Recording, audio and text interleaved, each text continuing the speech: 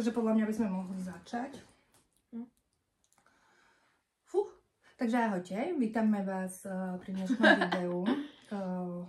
Mama versus dcera. Ja by som to nenazvala ani ako, že dcera, ale skôr, že sme tu my dve, že dcera a mama a ideme sa o takej celkom podľa mňa klišé téme rozprávať, ale podľa mňa je dosť podstatná v dnešnej dobe. A možno veľa ľuďom pomôže alebo urobí nejaký obraz ohľadom toho, že aké sú vzťahy v dnešnej dobe, podľa mňa medzi rodičmi a deťmi. Respektíve, ako sme to mali my, moja generácia. A ako to má vlastne moja, že aká výchova vtedy bola a podľa mňa, že aké veci sa zmenili a teraz, akú tú výchovu má napríklad moja mama voči mne, hej. Takže a kam sme sa v tej výchove vlastne posunuli od vtedy, čo si ja pamätám svoju výchovu a ako to vyzerá dnes, ten pohľad na výchovu, či sa to zlepšilo, zhoršilo. Môžem? My sme si spravili vlastne nejaké body, aby sme sa vedeli vždy od niečoho odraziť a hlavne takých podľa mňa najviac podstatných. A ja by som asi prvú dala, že rozdielne pohľady na výchovu. Že vlastne ako vyzerala jej výchova, ako vyzerá vlastne moja výchova. Teda jej na mňa, hej. Takže podľa mňa by si mala začať ty. Že akú výchovu mala vlastne tvoja mama na teba a že či si zobrala z toho niečo, alebo že či máš niektoré veci, ktoré by si napríklad nevychovávala takýmto štýlom mňa. Čo si ja spomínam na tú svoju výchovu, teda výchovu mojich rodičov, tak tá bola podstatne podľa mňa prísnejšia.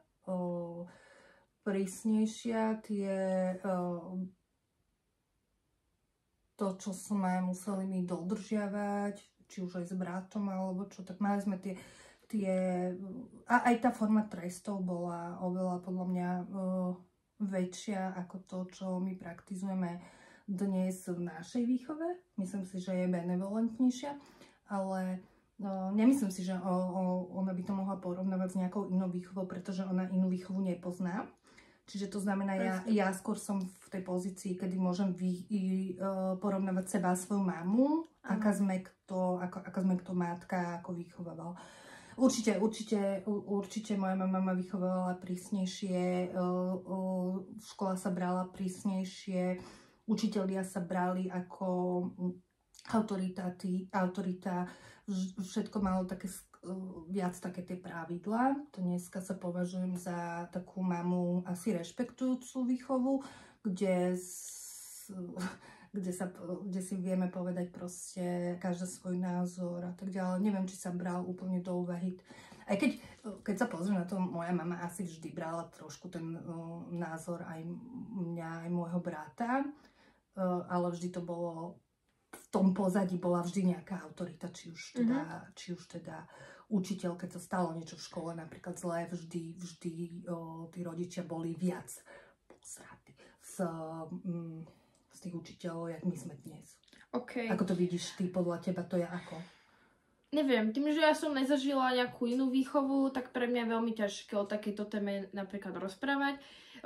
Podľa mňa každý má nejaký svoj názor na výchovu, tým, že ja samozrejme si všímam aj výchovu iných svojich buď kamarátiek alebo takto, alebo ten rešpekt toho rodiča aj ku svojmu dieťaťu, pretože podľa mňa toto je tiež druhá téma, že veľa rodičov si myslí, že iba dieťa musí mať rešpekt voči dieťaťu, čo je podľa mňa úplná blbosť, pretože ten rodič by mal tiež mať určité hranice, po ktoré tiež nemôže už prejsť.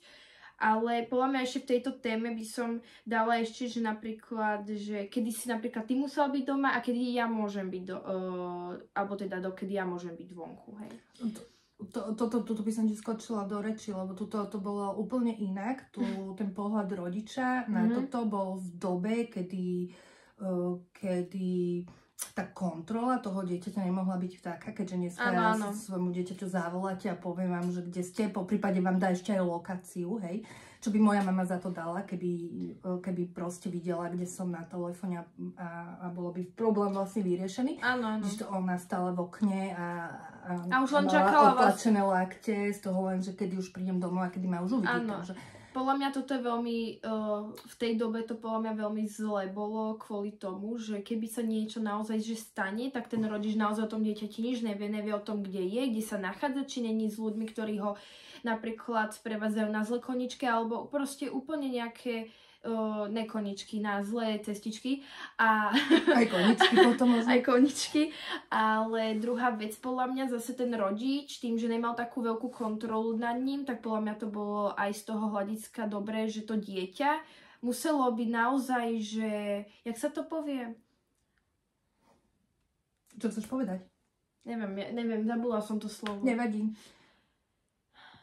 Že proste bol zodpovedný samo za seba. Čiže on musel rozmýšľať nad tým, čo je dobré a čo je zlé, lebo v dnešnej dobe je veľa aj rodičov podľa mňa takých, ktorí naozaj kontrolujú to dieťa naozaj každý krok a podľa mňa to tiež není dobré, lebo to dieťa tiež má právo od určitého veku už mať takéto svoje súkromie, že áno, poviem ti, že s kým idem von, kedy sa vrátim, to sú základné informácie, ktoré by ten rodič mal normálne naozaj dostať, ale podľa mňa už by nemal ísť cez hranice úplne, že už si tu a teraz nemôžeš toto a hen toto, lebo to dieťa získava takéto, že bude sa snažiť viac a viac tajiť tie veci pred rodičom. Čiže podľa mňa to bolo tak 50/50, že aj z jednej strany to aj podľa mňa dobre bolo, ale podľa mňa ona zase v tej dobe si mala, neviem, mala si neskorý čas, alebo si mohla si vyberať. Záviselo to, či teda týždeň. Dajme, že 18 plus, hej? Že už si ešte bývala s rodičmi, ale už si mala akože si bola dospelá. To bolo to ťažké obdobie, podobne moja mama si rozprávala, že to 18-19 to bolo to ťažké obdobie, kedy začali tie možno chodiť diskotéky a tak, ako ja som žila v tom čase, kedy Petržalka, drogy a tak ďalej, čiže na pohľad ako rodiča si myslím, že bol... Tam bol aj strach.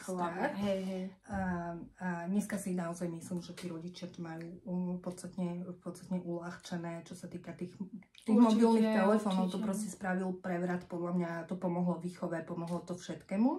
Nechcem povedať, že ten internet a všeobecne to je taká dvojsečná zbraň. Hej, veľa nám to pomohlo, veľa nám to dalo spojení, kontaktov a tak ďalej, ale dá sa to teda samozrejme aj zneužívať. Ale v rámci výchovy podľa mňa to malo pomáhajúci zmysel, lebo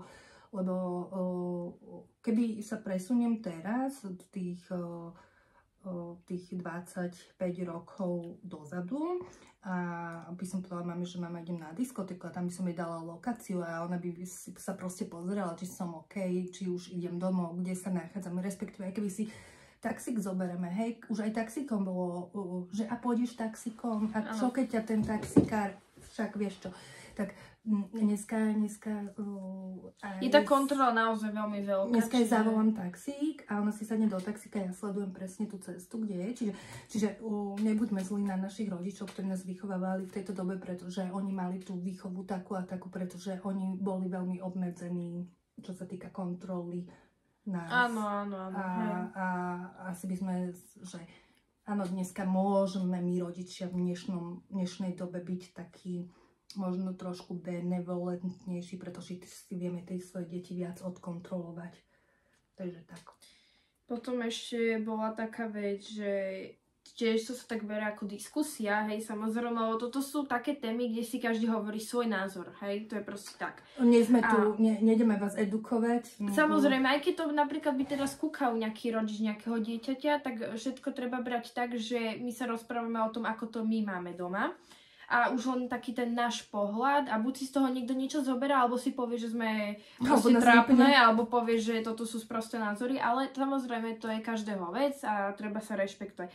Takže buď, že je dnešná generácia viac slobodná alebo menej disciplinovaná. Ja by som povedala, že podľa mňa sme o mnoho viac slobodnejší, už len vďaka tým telefónom sme o 100% slobodnejší, ale zase podľa mňa už ako ľudia to využívame veľmi moc tú slobodu a preto sme takí, akí sme a vďaka tomu. Podľa mňa aj v ich dobe ešte, keď oni boli akože deti, tak podľa mňa boli určite viac disciplinované, pretože mali svoje povinnosti, mali svoje pravidla. Samozrejme veľa rodín niečo má veľa týchto vecí, ale podľa mňa, jak žijeme v tejto dobe, všetko sa strašne uľahčuje, takže tak je to podľa mňa.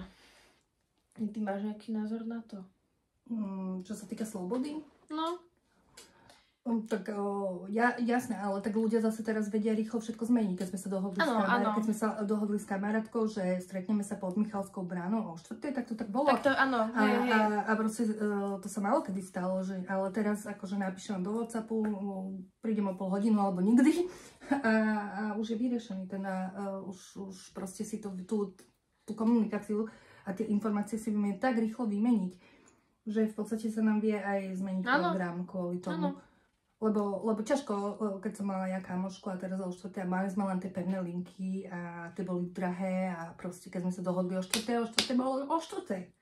Ale z jednej strany je to dobré, lebo teraz ten človek proste napíše, že ide von, nakoniec sa zrazu rozhodne, že nejde von, a potom zase sa to všetko zruší. Vtedy to tak bolo dané, stretneme sa, hotovo, bodka, aj keby máš umrieť.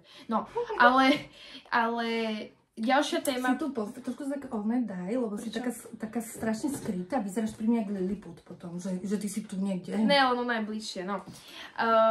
Teraz ďalšia téma je podľa mňa asi taká najviac, hej, podľa mňa asi z tohoto celého videa asi taká najpodstatnejšia, a to je, že konflikt medzi rodičmi a deťmi, hej. No, tak to nevyzeráš, keď sa hádaš.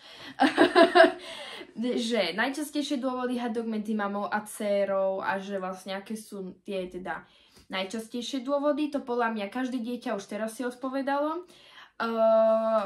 A vlastne potom je aj, že ako riešiť teda hádky, aby sa neeskalovali do tichej domácnosti, lebo podľa mňa toto je veľmi bežná, podľa mňa veľmi častá otázka a častá téma na toto.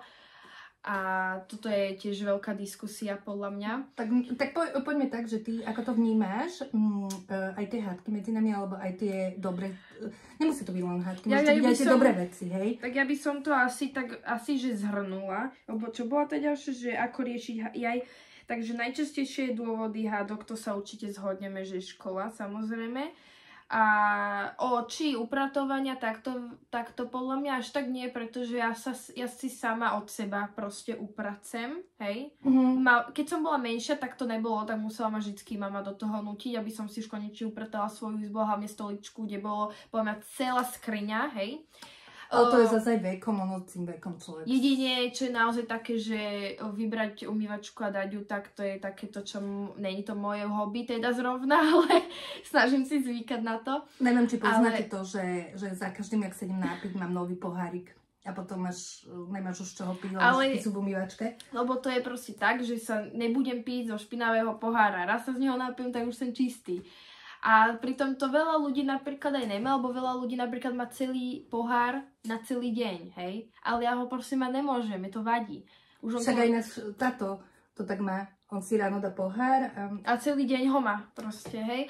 No ale čo by som dala, takže najčastejšie dôvody podľa mňa vo väčšine rodinách je teda upratovanie, domáce práce, pomáhať, neviem čo. Ale úplne najčastejšie je, že škola, a to podľa mňa všetci vedia, ale to je podľa mňa tiež kvôli tej komunikácii s tým rodičom a dieťaťom, že jak to je medzi nimi, pretože lebo pohádať sa kvôli úlohe je iné pohádať sa kvôli známkam a to má strašne veľa faktorov a hlavne veľmi závisia od toho, jak tá hádka funguje, že či to je tým štýlom, že každý si presadzuje svoj názor, alebo je tam tá komunikácia, že áno, je to proste chyba a zmením to a ten druhý povie, dobre, zmeň to a bude to v poriadku, hej, nie nejakým takým štýlom. Ale zase musí to byť tak, že tiež, že aj keď je to nejaká tá hádka, treba tam tiež rešpektovať to, že aj ja to napríklad berem inak, hej, že napríklad ja priznám si nejakú chybu, poviem si, že áno, spravila som to, nemala som to urobiť a ona to musí ale takisto rešpektovať, hej, že áno, že ja si tiež uvedomujem svoje chyby, pretože veľakrát si ich neuvedomím, alebo si ich uvedomím až moc neskoro, kedy už napríklad není čas na toto zmeniť, hej, napríklad, nie?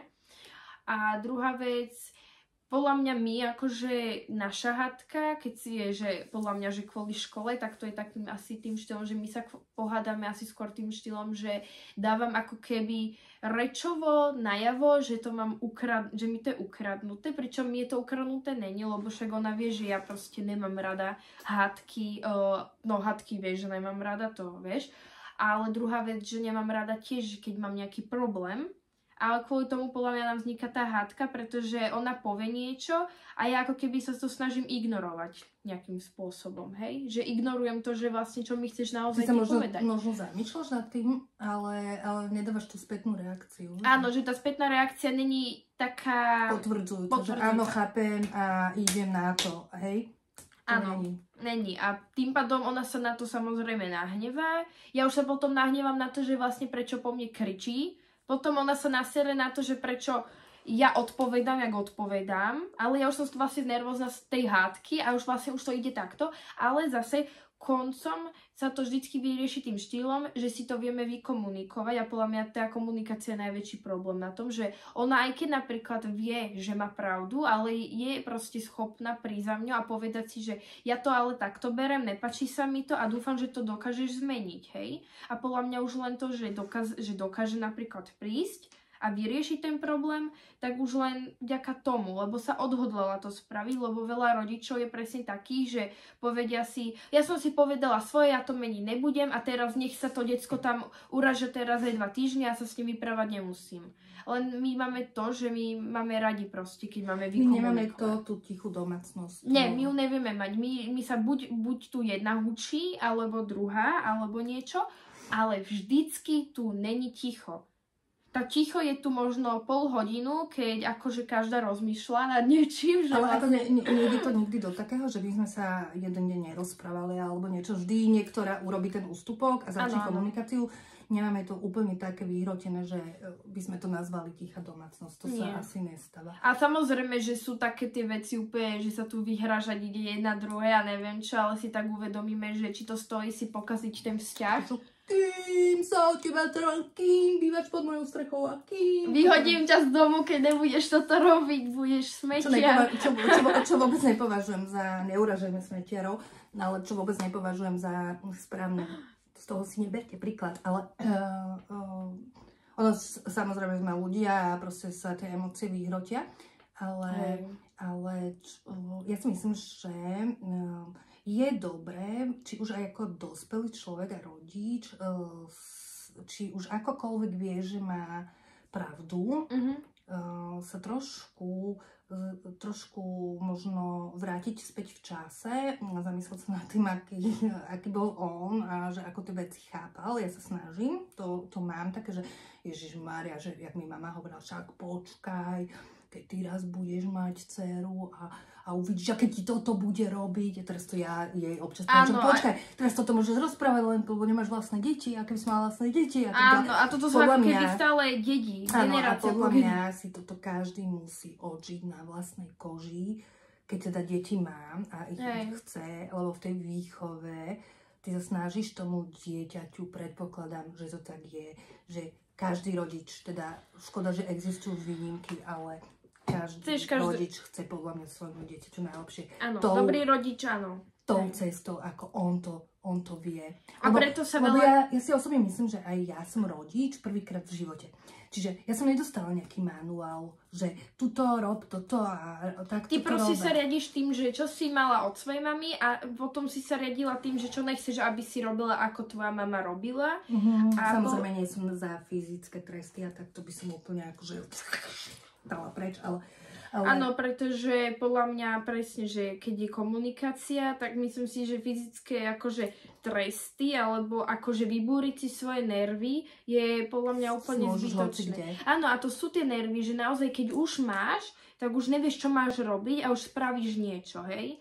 Ale nemalo by to byť podľa mňa, že pravidelne, že napríklad príde dieťa, dostane zlú známku a teraz idem tomu dieťaťu dokázať, že úplne, že sprosté decko a teraz ho idem zbiť. Na čo? Lebo nakoniec ten rodič sa z toho bude, keď je normálny, sa trápiť, že to urobil. Lebo si povie, že bol na to naozaj dôvod toto robiť tomu dieťaťu, však je to moje dieťa. A ja sa o neho reálne starám, ja som ho vychovala, aj teraz ja mu mám akože robiť zle, však na čo potom, podľa mňa. Hovorím, že ono ťažko je posudzovať, kto je dobrý rodič a zlý, lebo ako hovorím, každý, kto má dieťa, tak je rodič prvýkrát. A každý má svoje výchovy. A nikto nemá návod, že teraz tuto si pozri manuál a tuto choď takto, takéto kroky a potom budeš dobrý rodič. Každý si to musíme skúšať akoby vlastne a na vlastných chybách sa učíme. Hej, tak? Áno, áno. Takže Ja som tiež prvýkrát v živote mama a to je môj výsledok.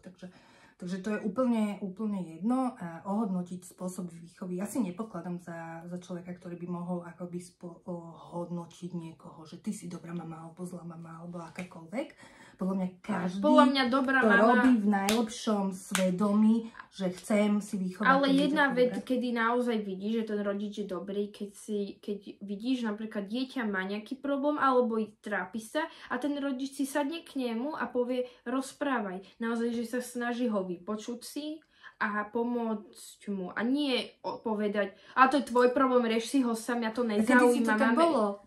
Píc, zober si ruksak a do školy. Áno, alebo ten rodič povie, že vieš, koľko vecí ja mám na starosti, ja tu nejdem teraz riešiť nejaké tvoje sračky a neviem čo, alebo že Ježiš, ja v tvojom veku, vieš, čo ma poslali rodičia a on je von, aby som si išlo vybúriť svoje nervy. Jaké úzkosti, jaké depresie. A pritom veľa rodičov si neuvedomuje to, že to môže byť naozaj vážny problém a že koľko detí sa napríklad aj zabilo kvôli tomu, že nikto tu pre ňoho nebol. Niekedy alebo naozaj sa stačí... utrápilo úplne do takých stavov, že už potom sa aj ťažko pomáhalo, hej? Áno, že niekedy naozaj stačí proste si sadnúť s tým dieťaťom, vypočuť si ho. Aj keď napríklad nestotožňuješ sa s každou vetou, ktorú ona povie, ale tebe nejde o to hovoriť zase svoj názor, ale o to si ho proste vypočuť a rozumieť tomu, ako to dieťa to vníma. Alebo opačne, že dieťa ako vníma rodičia. Takže podľa mňa to je tiež veľmi podstatné, podľa mňa tá komunikácia rodiča s dieťačom, čo v dnešnej dobe je podľa mňa veľmi slabá, pretože podľa mňa aj tie telefóny napríklad kazia veľmi komunikáciu, ale nelen aj, že rodičia s deťmi, ale aj kamaráti, že idete von a naozaj len do toho telefónu kúkať, stále len odpisovať, stále pozerať niečo, že to podľa mňa naozaj kazí tie vzťahy. Áno, ale môže byť aj, že predtým, keď som ja mala problém a teraz by som ten problém chcela riešiť, teraz si otvoríš only ChatGPT alebo si otvoríš Google. On ti poradí, hej, ale nič není nad osobný kontakt, takže všetky deti a tínedžeri, choďte za svojimi rodičmi, keď vás niečo trápi a nenechajte sa máte rodičov, ktorým sa môžete zdôveriť, ak nemáte, tak podľa mňa existuje strašne veľa a nehľadajte na internete rady, pretože... Nehľadajte, naozaj nehľadajte. Potom už len také odborné rady, keď tak? Maximálne odborné, alebo keď nemáte doma niekoho, kto by vám vedel pomôcť, tak podľa mňa určite má každý z vás určite nejakého kamarátku, čo je taká, že si vás vypočuje aspoň, hej, takže určite. Vždycky, keď vás niečo dusí, vždycky to povedzte. Vždy sa tomu človeku akoby odľahne a trošku si myslí, že ten problém jeho s niekým zdieľal, tak ho pre tú polku dal niekomu inému a už sa predsa lepšie žije, keď ten problém sa rozdelí. Potom... Ja neviem, ja by som to teraz už neotvárala žiadnu novú tému a rozdiela by som to možno na ďalšie pokračovanie. Áno, dala by som ďalšie pokračovanie a keby vás akože zaujímala táto téma ešte detálne podľa mňa, lebo táto presne časť tejto celého videa je veľmi, veľmi dlhá na rozoberanie, pretože tu máme každý nejaký názor, to sa dá rozoberať naozaj v jednom videu. Je to veľmi také všeobecné a keby sme chceli ísť trošku viac do hĺbky a rozoberať aj konkrétne možno príklady toho, kedy ja napríklad som už nezvládla situáciu, lebo už ona to napríklad tak to môžeme dať do jedného videa, ale to už závisí, či máte vy o to záujem. Ale ja by som prešla na ďalšiu tému a to je, že technológia, sociálne siete, čiže ako vníma sociálne siete mama versus dcera, podľa mňa v tomto sme strašne podobné. Problém súkromia, prečo máš toľko fotiek na Instagrame, TikTok, Snapchat versus Facebook a SMS-ky, ako sa menila komunikácia medzi generáciami, čiže ako vníma sociálne siete mama versus dcera, hej? Ja si myslím, že táto presná otázka je podľa mňa veľmi medzi nami podobná, pretože ona tie sociálne siete berie úplne rovnako ako ja. Možno niekedy je viac ako ja. Že venuje sa im podľa mňa ešte viac. Ja skôr sociálne siete využívam len naozaj komunikáciu medzi mojimi kamarátmi. A ona to skôr, že ona sa snaží niečo budovať, hej? čo u veľa rodičov by som nepočula, ale samozrejme ja vždycky mám proste najlepšiu mamu, no. Takže my v tomto máme taký názor, že ona ma neobmedzuje v týchto veciach, pretože ona robí sama to isté, ale robíme to do určitej miery. Čiže... S hranicami, hej. S hranicami. Čiže ako sa povie, že všetko má svoje hranice, tak aj toto má. Čiže či je kontrolovaná mnou, asi nie, to je druhá ešte otázka, to ešte nehovor. Ja. Iba, že ako vnímaš sociálne siete, či akože versus ja? Ja vnímam sociálne siete ako veľkú, mám ich rada zároveň, ako by niekto povedal, že to je jak na váhách, že aj dobré, aj zlé. Majú to svoje výhody. Áno, je to... Preferujem to, keď to má tak ten zdravý zmysel a nič nepreháňame, čiže nepreháňať. Hej? Čiže asi keď tak to zostáva v takej rozumnej miere, tak nemám s tým problém. Ak by to začalo zasahovať do vzťahov, školy, do bežného života, a začali by vznikať z toho nejaké problémy. Utneme. Problém súkromia, prečo máš toľko fotiek na Instagrame? Toto je podľa mňa taká skoro otázka, že to by som sa mala pýtať skôr ja svojej mami ako ona mňa, lebo ja nemám, ona má. Ale myslím si, že súkromie, viete, ono strašne závisí podľa mňa od toho, zase aký máte vzťah s rodičom, hej, samozrejme, lebo sú typy rodičov, čo vôbec nepodporujú sociálne siete a sú úplne, že akože prečo by si sa mal fotiť na Instagram, prečo by si mal pred cudzými ľuďmi ukazovať, čo robíš, ako robíš, a kde bývaš a kde chodíš. Ale tuto máme tiež nadstavené hranice, že nefotíme si vchodové dvere a nefotíme sa pred domom, kde bývame a proste toto sme mali odjak živa vykomunikované, že dávajú na tie sociálne siete len to, čo nás nejakým spôsobom nemôže ohroziť. Áno, presne, lebo myslím si, že... A teda to odporúčame aj vám, všetkým, ktorí tvoríte, proste nie všetko zo svojho súkromia odhalujte. Áno, lebo súkromie, ono je podľa mňa najdôležitejšia vec v živote, je mať súkromie, pretože samozrejme všetci ako ľudia, influenceri a takto, tým, že už len začali mať tento typ práce, tak veľmi veľa súkromia stratili. Ale sú ešte typy, ktoré naozaj si ho vedia tak do určitej miery chrániť, že nikto nevie, kde bývajú, nikdy nevedia ani s kým majú vzťah, nevedia, ako vyzerajú ich rodičia. Podľa mňa to je zdravé, pretože úplne všetko ukazovať je za prvé úplná blbosť, za druhé sú zlí ľudia v dnešnom svete, že naozaj ľudia to využívajú, aj vaše šťastie. Oni vás normálne preklínajú, aby vy ste sa zle mali a to podľa mňa je veľmi nebezpečné. Čiže podľa mňa, akože netreba otvoriť ako keby celú knihu a ukázať o svetu, že toto je môj život. Áno. Podľa mňa by to bolo v takom zdravom ponímaní, že veď áno, zdieľaj, ale zdieľaj iba to, čo je v podstate svojím spôsobom úplne neškodné. Svoje koničky, napríklad, že je influencerka jedna, ktorá napríklad, že jej Instagram je založený len na tom, že ona vyrába proste zo starej textílie nejaké nové oblečenie, hej?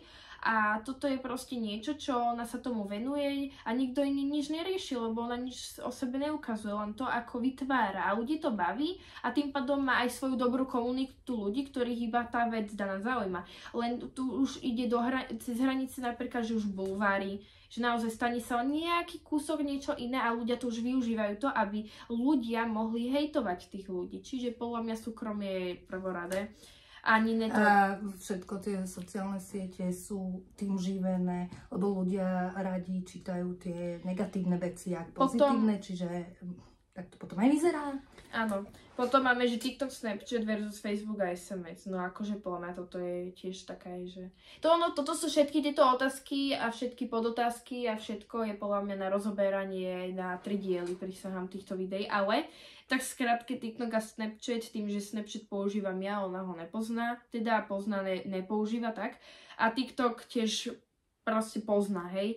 Tak by som to asi povedala skrátke, že TikTok... A Facebook som poznala, ale to už nepoznám, to už nie je pre mňa aktuálne. A SMS-ky, no viete, ja vám poviem asi takto skrátke, iba že TikTok a Snapchat. Snapchat není taká závislosť, pretože je tam naozaj to o komunikácii s ľuďmi.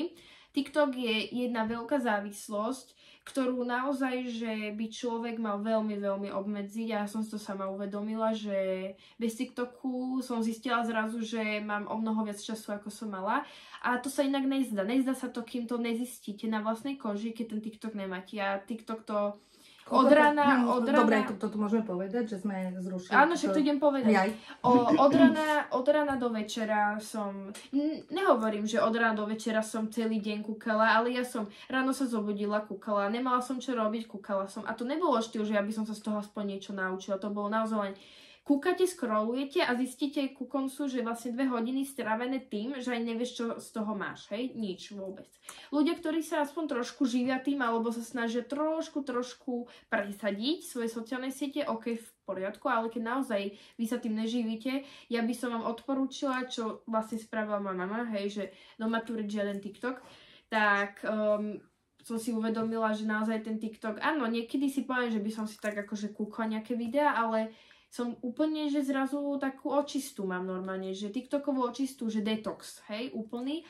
A cítim sa naozaj, že o mnoho lepšie, pretože stále TikToky sú o porovnávačkách, stále len o tom, že kto čo ako robí a úplne sprostosti, ktoré sú úplne pre váš život nedôležité. A ten mozog musí spracovať toľko informácií, že... Unavuje to aj, hej. Zostane čas ešte sa učiť na maturity. Tuto sme si jasne pravidlo dali do maturit, žiadny TikTok. Vymazala som to a snažím sa s tým akože žiť, že ho nemám. A je to v podstate naozaj, že... Není to zle, čakala som, že to bude horšie, ale myslím si, že sa dá od toho odvyknúť určite. Čiže to bolo také, že buď ho vymažeš, alebo sa pobal. Áno, ale myslím si, že naozaj vy ľudia, čo naozaj máte nejaké povinnosti alebo niečo, naozaj keď si ten TikTok vymažete, verte tomu, že zrazu zistíte, že normálne máte ten telefon položený na zemi, na posteli, na stole alebo niečo a vy prídete k nemu a poviete si, vy nemáte čo robiť na tom telefóne, tak idete niečo robiť. Ja som zrazu zistila, že som si celú izbu dokázala upratať, zrazu celú kúpeľňu som upratala, zrazu som nemala problém ísť, že s obsom sa prejsť, neriešila som to, nekúkala som TikTok, úplne zrazu dobre mi bolo. Čiže lebo už rozmýšľate nad tým, že ako idem využiť teraz ten čas, keď nemám ten TikTok. Takže naozaj skúste to, uvidíte, pomáha to. Pomáha to. A touto témou by sme to v podstate uzavreli. A možno máme tie ešte témy sme dali do ďalšieho videa, pretože už by bolo príliš dlhé toto video a nech sa to celé neurobi z toho guláš. Áno, lebo máme tu naozaj ešte určite veľa takých tém, ktoré by sme možno mohli potom do takej väčšej hĺbky rozobrať aj na konkrétnych príkladoch. Áno. Že ako sme danú situáciu treba riešili u nás doma. Asi tak viac hlbšie by sme to mohli. Teraz to bolo také povrchové, síce sme to dosť veľa obkecávali, ale myslím si, že to stále nebolo dosť. Takže aby som to asi ukončila tiež týmto, naozaj skúste ten TikTok obmedziť, naozaj budete veľmi, veľmi radi a raz nám budete vďační za túto radu. Potom si na nás spomente. Potom si spomente na to, že sme vám dali TikTok. Takže ja by som to asi týmto uzavrela. Podľa mňa to je naozaj, že téma dobrá a možno pre veľa ľudí tiež. Teda závisí od toho, že kto to kúka. A budujte si vzťahy s rodičmi. Budujte si vzťahy, máte ale tiež do určitej miery, keď vidíte, že ten záujem od rodiča není, samozrejme ho nenúťte, hej, teraz, aby vás počúval, ale snažte sa naozaj, že keď máte tie dobré vzťahy, snažte sa ich udržiavať dobre. A to som si ja samozrejme uvedomila, hej. Takže aby som to asi týmto už nejako uzavrela. A však podľa mňa možno na tomto kanáli budeme natáčať ďalej, budeme to natáčať na striedačku, budeme to spolu, alebo robiť, keď sa chce videá, chceme ho rozvíjať. Chceme ho rozvíjať, podsúvať, dostávať, či už vo forme vlogov, alebo keď budeme mať tému na rozoberanie, tak už tu uvidíte nás dve. Áno. A teda tešíme sa. Budeme vďačné za každý odber, like, koment. A určite do komentu teda napíšte, že aké vy máte vzťahy s rodičmi, alebo o niečo sa kľudne podielte a mohli by sme spraviť potom samozrejme aj ďalšie video, ktoré by bolo o tom, že čítame napríklad vaše nejaké vzťahy s rodičmi, alebo čo sa medzi vami deje, alebo ako to vyriešiť a my by sme vám mohli veľakrát aj pomôcť. Pretože... Samozrejme, nie sme edukované v tom, nie sme odborníčky. Ale veľa vecí vieme zo skúseností a podľa mňa my sme ešte celkom dosť dobrí ako keby jak sa to povie? Príklad? Áno, sme veľmi dobrý príklad na to, ako riešiť problémy, hej, spolu. A tým, že sme si už prešli tiež veľa sračkami, tak vieme, hej, riešiť veci. Takže ja by som to asi takto už teda naozaj ukončila. Takže ahojte a majte pekný deň ešte. Pa, pa. Čaute.